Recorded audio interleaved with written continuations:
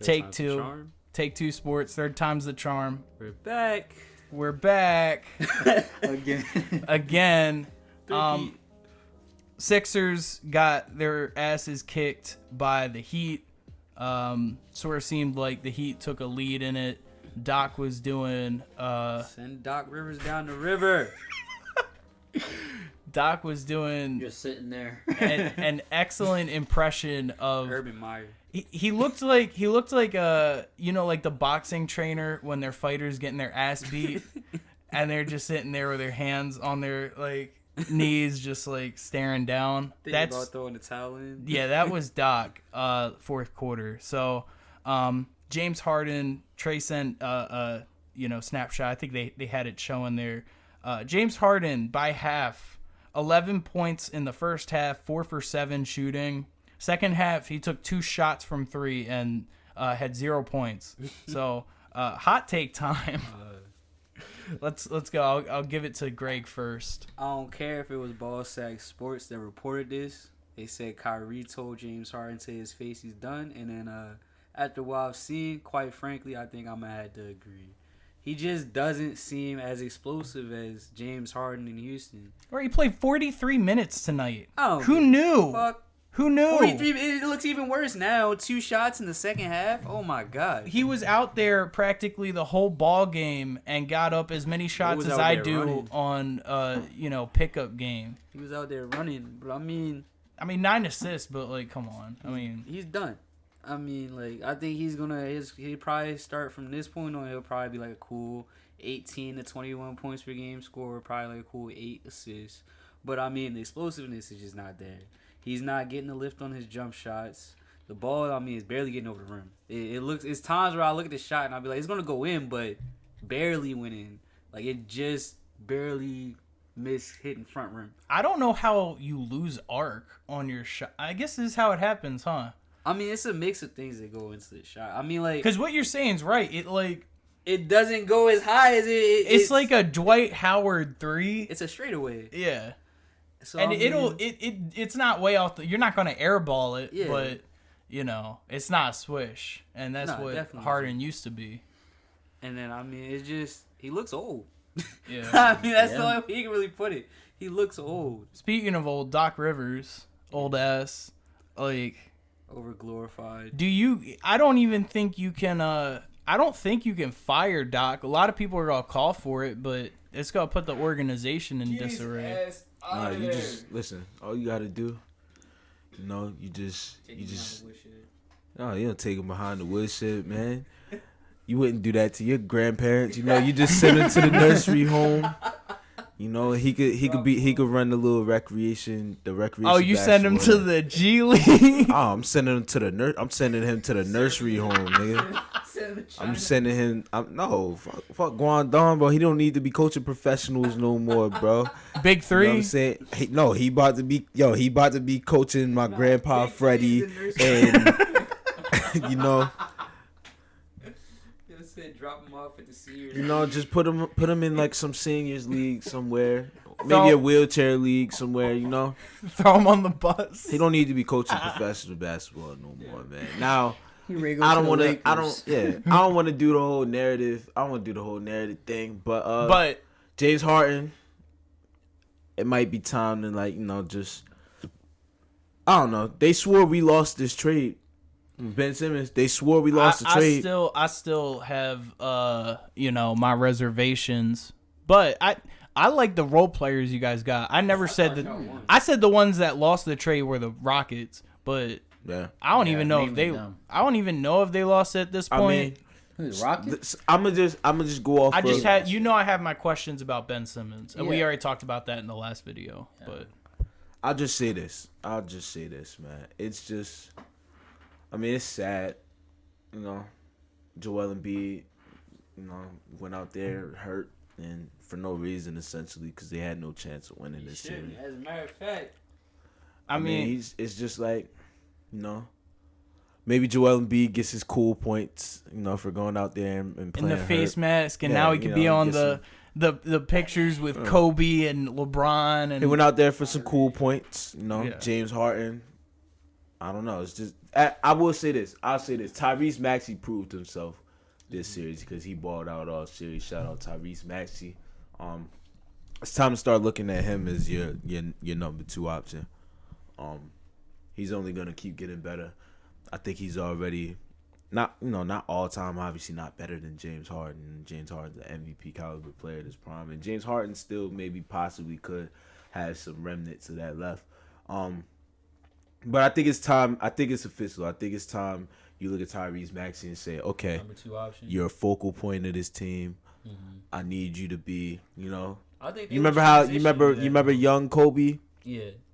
1999, Shaq on the Lakers. It was like the best two-way player in the league at that time, though. That's not where I mean like second year Kobe. That's 98, 99. Same. No, there's a little bit of it.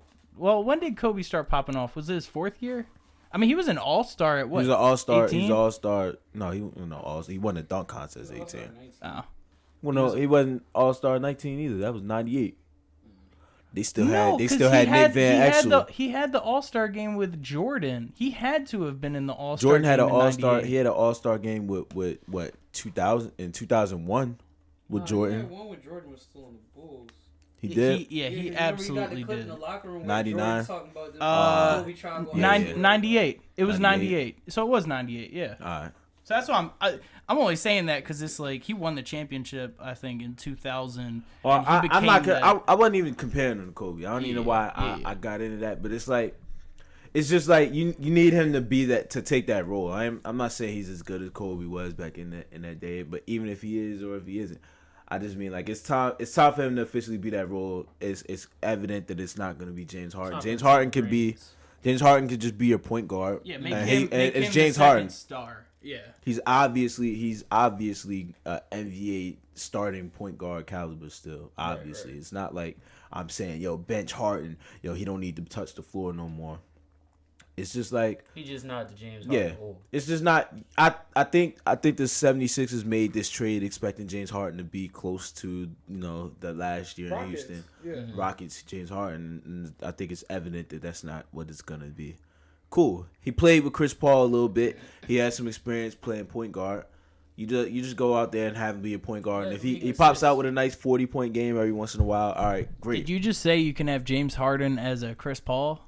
I said as a point guard. I didn't say as a Chris Paul. Oh, my bad. I didn't know you. He said he went to the Chris Paul school to play. I just said he played point guard before. He knows how I to was play just point saying guard. he's not the two-way point guard.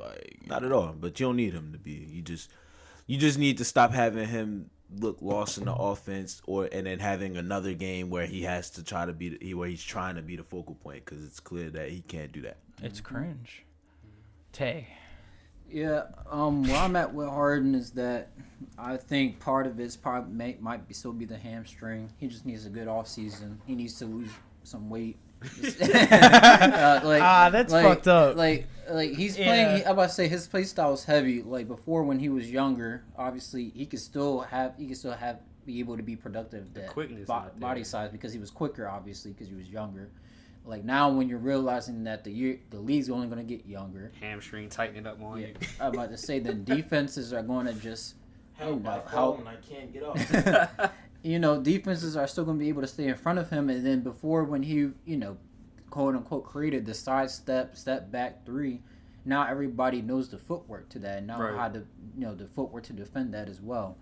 But then, now, I wouldn't say he has to be like Chris Paul, but James Harden's to the point where he needs to learn how to pick and choose possessions, kind of like how Chris Paul does. Mm-hmm. So, you can be effective in that aspect by letting Maxey be the change of pace lead ball handler, because he can push the pace of the offense. But in order to do that, what you're talking about, you need to have you still need to get elevation on your shot. What makes Chris Paul so great, just physically and longevity wise, I think it was a couple years ago, he's vegan. Yeah. He doesn't eat bad shit. He's not going to the club and getting the chicken wing, the 14-piece Old Bay wings. But I wasn't saying he needs to be like a floor general. He just needs to pick and choose his possessions when he wants to, it seems like he played real passive. Score now it's it seems even picking his spots, it's just ineffective. Yeah, but like Greg said, he's been too passive. It's like 2 shots when he half, passes the ball to Maxey, he just stands there. Yeah, like you need to do more than just standing there because they know that if the play breaks down, they're just gonna pass it back to you for like 5 seconds. Especially Joel out there playing with a fucking cracked face. Yeah, so it's like he has to. You need more action especially like off ball for James Harden. So like if you can get off ball actions in a corner. So even if he were to come off a screen, he can get the ball at the top of the key, then do a quick pick and roll and just let the offense go through there because you already have a beat defender. Mm-hmm. So they just have to find a way to make the offense easier for James Harden, especially because he's getting older. And it's sad because you're giving up such a young asset of Ben Simmons and you're expecting much of James Harden that you're probably not going to get at all. Yeah, I mean, you weren't getting anything out of Ben Simmons, to be fair, but... Yeah, no, I agree. While guarantee anybody getting and then I think like the last thing when it comes to Doc Rivers, although I don't think I don't want to say he's overrated, but like I guess to me I think he kind of is because like he had a great run with the Celtics. There's a good roster. He beat the Lakers obviously. That one ring. But it's like what have you done since then? Choke 3-1 leads. Like you had a talented Clippers team who blew a lead to the young Thunder team. You had Kawhi and Paul George. Now you had and then you had Ben Simmons and James.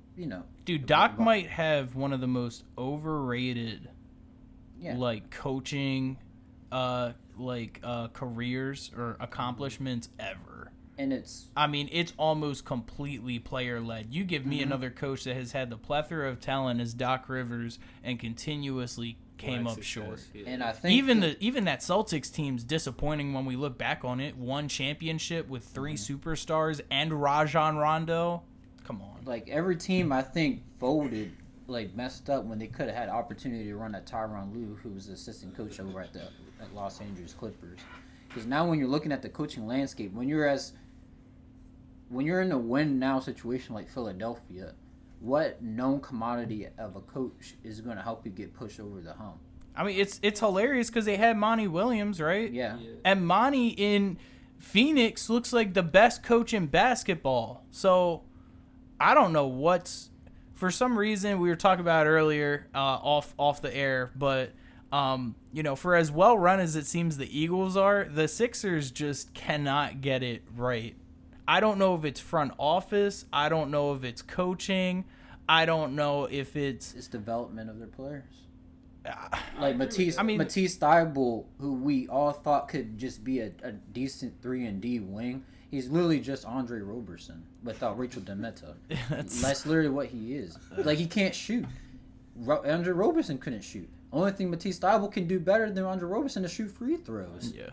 Like every time you get him, Thybulle needs to be like at least 38, 40. Like, I'm about to say his only 3-point made was when he shot the 3 and the Heat players tipped the ball in. Is that anything new though? The shot struggles of developing players. I mean, Markelle Fultz, who changed his jump shot, which wasn't broken. It was a good Simmons. shot. Ben Simmons. And then I'm not saying Shake Milton is a great role player.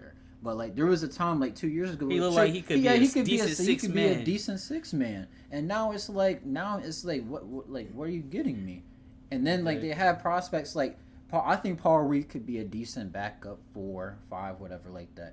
But then you have Doc Rivers never giving him opportunities in the regular season because you want to play DeAndre Jordan for what? Oh, that is horrible. You're hindering these players. Speaking of retirement homes, can we stop giving DeAndre Jordan minutes in NBA basketball? Why is he on an active roster on a full-time contract? And they also got Paul Millsap. Like, come on now, man.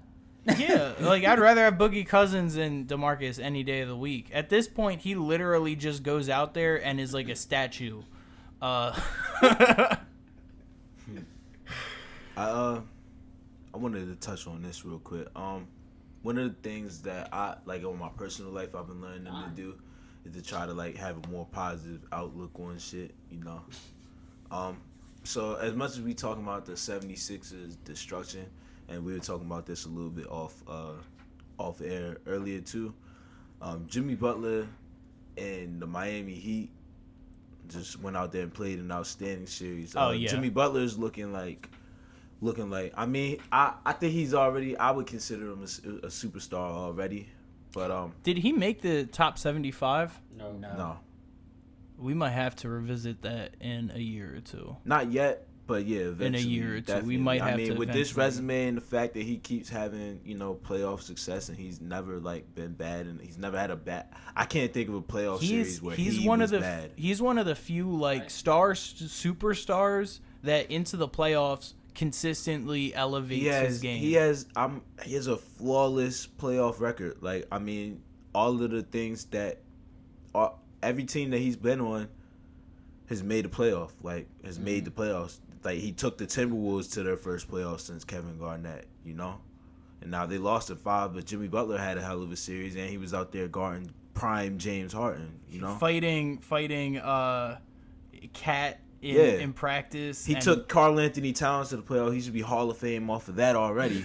But it's just like, I don't know. I think I just wanted to shout out the Heat. And I know that everybody didn't have a great series in Miami, but Jimmy Butler being the leader, the leader that he is, and I gotta give him credit. Even though I had my own feelings about Jimmy Butler, it's like you gotta give him credit. He's been a consummate professional leader. As a basketball player, like me as a basketball player, I gotta admire that. Like that's. I was about to say I give props to Jimmy Butler. But I'm a GM at mind and at heart. I think there's a low, like I'm gonna say low ceiling, but there's like a ceiling towards the Heat in my opinion, because like Jimmy Butler can go off whenever he wants, but like they're gonna need someone else to follow suit with that. Like you're not gonna expect Kyle Lowry to come back from his injury to give you a cool 20 points and stuff, and then you can say, oh, but what about the Toronto years? But he also had Van Fleet, Pascal Siakam, but then you had Kawhi Leonard at the helm. And it's like, I believe in Tyler Hero, but it's like, are you going to give Tyler Hero meaningful minutes for him to be dropping consistently 25-plus points in the playoffs and stuff like that? And then, not to bring up a team that's not in the playoffs anymore, but that's what always feels, though, possibly looking to get like a Donovan Mitchell in a Heat jersey would be nice, because I think that would heighten their ceiling. Oh yeah, absolutely. I mean, you saw with Jimmy Butler, like, yeah, he does have the capacity to like drop 40 in a really meaningful game. Carry it all by himself. His legs were dead in that Lakers series. I mean, you saw him walking off after Game 5. I was like, oh, it's done. He has that. You've played games before, I'm sure, or like basketball games or football games where you wake up the next day and it's hard to get out of bed. Like Butler was doing that out the press conference in 2020. And it's like, you're only going to get older. Like they gave Jimmy Butler an extension. He's about to be making like $55 million at 37. You got Kyle Lowry, who's already old.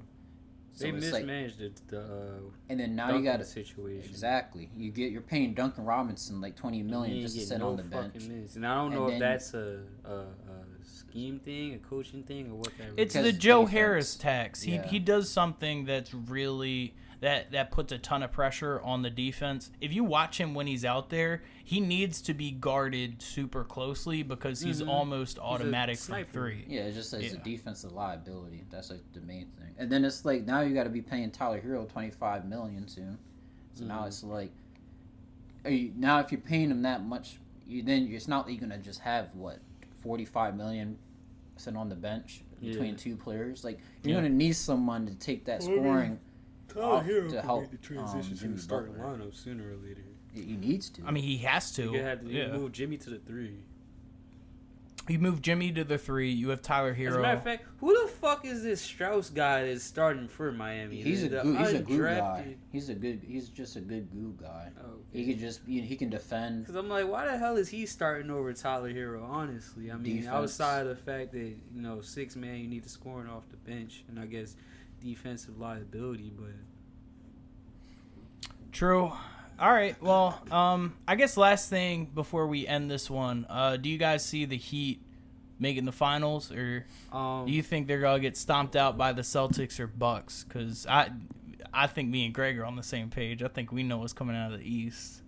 That beast in the East. It depends though. I need to see if Chris Middleton comes back. I don't even I care. got the winner from the Bucks and Celtics. I would go with that. My only thing is watching the game last night. Oh my. and watching how bad they looked when Giannis wasn't on the court. Now, like we talked about earlier off the air or whatever, Giannis could come out there, play 45 minutes, but when he's not on the court, we'll talk about Giannis. It's a little rough. I mean, you got Grayson Allen out there getting fucking cooked on defense. They were looking for Grayson Allen the whole. They don't even have Connaughton anymore. He's over. No, Connaughton's there. Yeah, Connaughton. They got rid of DiVincenzo. I'm thinking DiVincenzo. Yeah, DiVincenzo used to give them really good spot minutes. Play defense. Yeah, and he's not there, and he could also hit the three. The weird thing is Grayson Allen was playing defense in the regular season. And he had 2 decent games last series against the Bulls, and then it's just like, I mean, now was he playing good defense or was he like fucking tackling people? I mean, but we want to be honest. It might just be me. Kicking these nuts. But I think the Celtics are probably. I think they're a better team than the Heat. I think they are. I think it's because like you have matchup. You have Jason Tatum who can give you 28 plus. You have Jaylen Brown who can give you 25 plus. Al Horford looks like the Heat were in the finals 2 years ago. And I get that. I'm just saying as a team right now. The Celtics. You got Al Horford who's productive and looks like he touched a fountain of youth. And you got Mark. Bro, I did not know he had an shit I bet button. He was pissing in the fountain of youth, and now he's drinking from it. Yeah, and then you got Marcus Smart, who's the defensive player of the year, even though he had blunders there in the last couple seconds. Drew Holiday, the real best defensive point guard. Let me just get that off my chest too. Well, I just think the Celtics are just a top to bottom, like a really good team. So like the fact that the Bucks are could possibly even close the series out. Yeah. They should have closed the series out last year. Yeah, then it's like, all right, if you want to go on the Heat, we're gonna have a separate video about the Bucks. Yeah, I was about to say. Shortly here. That's the next. So just back to the Heat. You asked if the Heat could come out the East. I think any of these 3 teams in the East are good enough to. I think it's just circumstantial. I don't think any of these teams, especially with Chris Middleton being out. Celtics have Time Lord I don't think any team has a full step over any other team left in the East right now, and that's my opinion on it. He'd have made the finals. He'd have been here before. Eric Spoelstra is a finals winning coach, probably going to go down as one of the greatest coaches in NBA history now at this point, with his resume. Yeah. Jimmy Butler is the leader that he is. So I just think it'll just all be circumstantial. It just depends how they come out and attack each other. But any of these teams could make the finals. And I know that's a real, pussy way of answering that question, but it's like yourself, you had the top 4 teams in the East. Yeah, I said whoever comes out the East, no matter, to me, is winning this finals. So I might agree with that. I've been saying it all postseason. I might agree with that. Whoever comes out the East is winning. I don't see the Suns. I don't see the Suns beating them. I don't see if the Suns even beat the Mavericks. I don't see the Mavericks beating them. I don't see the Warriors beating them. The Warriors just got clapped by fucking 50 with no, He could do it. If there's gonna be a year for the Heat, it could be this one. Oh yeah, seriously could be. It seriously could be this year. But yeah, just to close the Sixers part, I about to say, Doc Rivers said, "quote When I first got here, no one picked us to be anywhere." Oh my god, he's gone. Get him out of there! Oh! We'll see you at Sailing Wind's retirement home. Walden Green in Towson. Yeah, it's time to go. Pushing down the river. All right, take 2. If you like what you heard, please like, comment, and subscribe. Hit the bell as well, and we'll be back with some more content.